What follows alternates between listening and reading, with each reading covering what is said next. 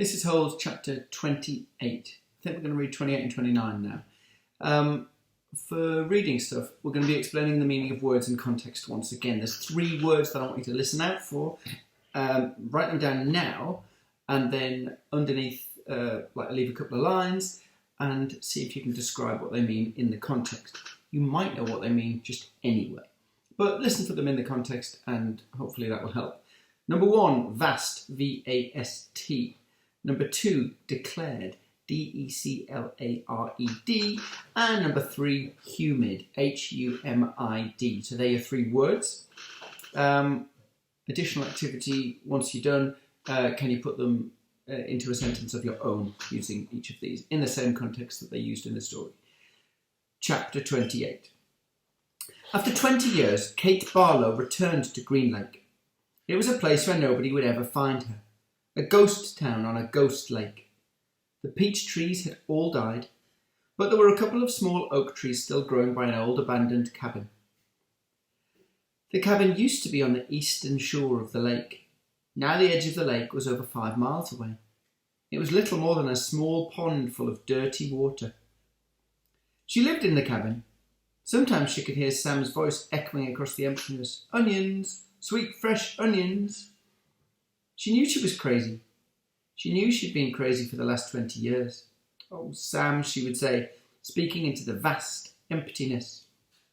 I know it's hot, but I feel so very cold. My hands are cold, my feet are cold, my face is cold, my heart is cold. And sometimes she would hear him say, I can fix that. Then she'd feel warm. She'd feel his warm arm across her shoulders. She'd been living in the cabin almost 3 months when she was awakened one morning by somebody kicking open the cabin door. She opened her eyes to see the blurry end of a rifle 2 inches from her nose. She could smell Trout Walker's dirty feet. You've got exactly 10 seconds to tell me where you've hidden your loot, said Trout, or else I'll blow your head off. She yawned. A red-headed woman was there with Trout. Kate could see her rummaging through the cabin, dumping drawers and knocking things from the shelves of cabinets. The woman came to her. Where is it? She demanded. Linda Miller? Asked Kate. Is that you? Linda Miller had been in the 4th grade when Kate Barlow was still a teacher. She'd been a cute, freckle-faced girl with beautiful red hair. Now her face was blotchy and her hair was dirty and scraggly. I'm Linda Walker now. Sorry, it's Linda Walker now, said Trout. Oh, Linda, I'm so sorry, said Kate. Trout jabbed her throat with the rifle. Where's the loot? There's no loot, said Kate. Don't give me that, shouted Trout. You've robbed every bank from here to Houston. You better tell him, said Linda. We're desperate. You married him for his money, didn't you? Asked Kate. Linda nodded. But it's all gone. It dried up with the lake, the peach trees, the livestock. I kept thinking, it has to rain soon. The drought can't last forever, but it just kept getting hotter and hotter and hotter. Her eyes fixed on the shovel, which was leaning up against the fireplace. She's buried it, she declared. I don't know what you're talking about, said Kate. There was a loud blast as Trout fired his rifle just above her head. The window behind her shattered. Where's it buried? He demanded. Go ahead and kill me, Trout, said Kate. But I sure hope you like to dig, because you're going to be digging for a long time. It's a big, vast wasteland out there. You and your children and their children can dig for the next 100 years, and you'll never find it. Linda grabbed Kate's hair and jerked her head back. Oh, we're not going to kill you, she said, but by the time we're finished with you, you're going to wish you were dead. I've been wishing I was dead for the last 20 years, said Kate. They dragged her out of bed and pushed her outside. She wore blue silk pyjamas. Her turquoise-studded black boots remained beside her bed. They loosely tied her legs together so she could walk, but she couldn't run. They made her walk barefoot on the hot ground.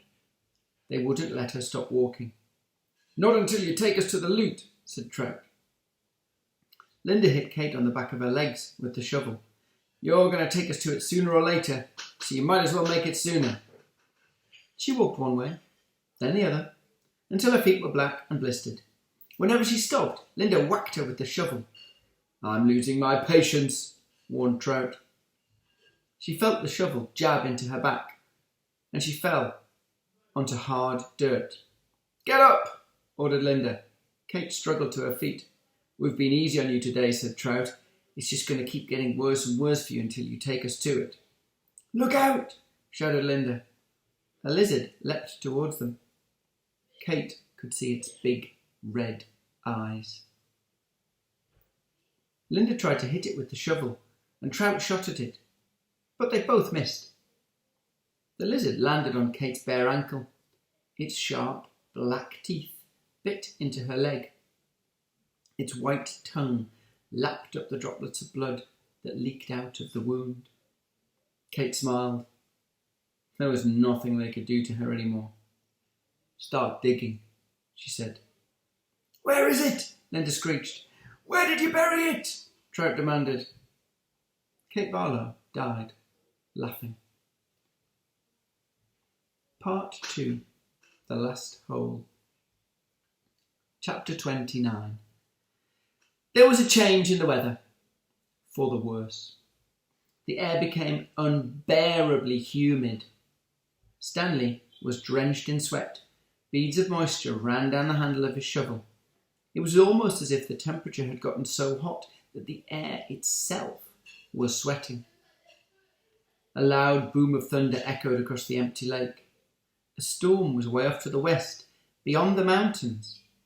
Stanley could count more than 30 seconds between the flash of lightning and the clap of thunder. That was how far away the storm was. Sound travels a great distance across a barren wasteland. Usually, Stanley couldn't see the mountains at this time of day. The only time they were visible was just at sunup, because before the air became hazy. Now, however, the sky was very dark off to the west, and every time the lightning flashed, the dark shape of the mountains would briefly appear. Come on, rain, shouted Armpit. Blow this way. Maybe it'll rain so hard that it will fill up the whole lake, said Squid. We can go swimming. 40 days and 40 nights, said X-Ray. Guess we better start building an ark. Get 2 of each animal, right? Right, said Zigzag. 2 rattlesnakes, 2 scorpions, 2 yellow-spotted lizards. The humidity, or maybe the electricity in the air, had made Zigzag's head even more wild-looking. His frizzy blonde hair stuck almost straight out. The horizon lit up with a huge web of lightning. In that split second, Stanley thought he saw an unusual rock formation on top of one of the mountain peaks.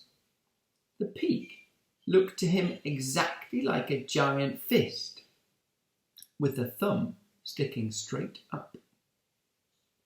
Then it was gone, and Stanley wasn't sure whether he'd seen it or not. I found refuge on God's thumb. That was what his great-grandfather had supposedly said after Kate Barlow had robbed him and left him stranded in the desert. No one ever knew what he meant by that. He was delirious when he said it. But how could he live for 3 weeks without food or water? Stanley had asked his father. I don't know. I wasn't there, replied his father. I wasn't born yet. My father wasn't born yet. My grandmother, your great-grandmother, was a nurse in the hospital where they treated him. He'd always talked about how she'd dab his forehead with a cool wet cloth. He said that's why he fell in love with her. He thought she was an angel. A real angel. His father didn't know. What about after he got better? Did he ever say what he meant by God's thumb or how he survived? No. He just blamed his no-good, pig-stealing father. The storm moved off farther west, along with any hope of rain, but the image of the fist and the thumb remained in Stanley's head. Although, instead of lightning flashing behind the thumb, in Stanley's mind, the lightning was coming out of the thumb, as if it were the thumb of God.